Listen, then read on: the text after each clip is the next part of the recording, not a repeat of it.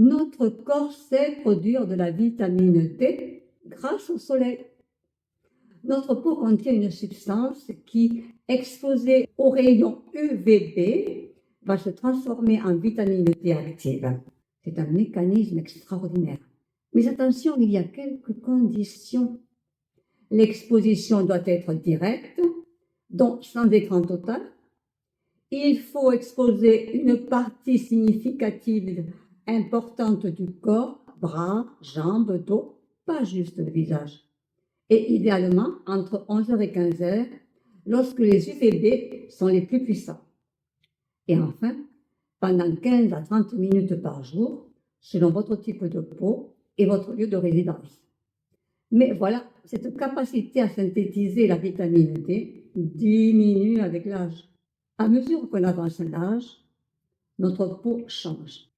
Elle devient plus fine, moins réactive et surtout moins efficace pour produire de la vitamine D. Résultat, même en été, beaucoup de personnes de plus de 50 ans restent carencées.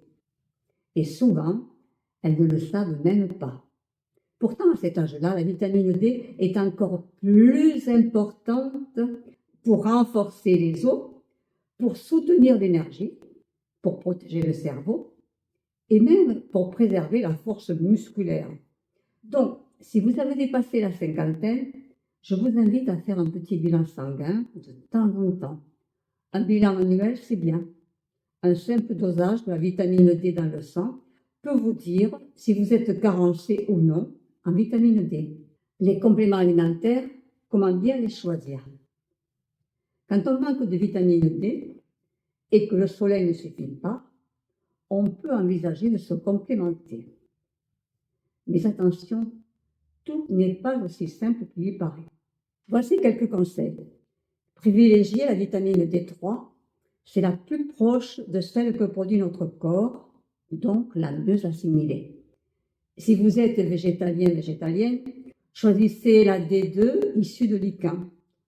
Optez pour des formes huileuses, gélules molles ou gouttes, car elles sont mieux absorbées.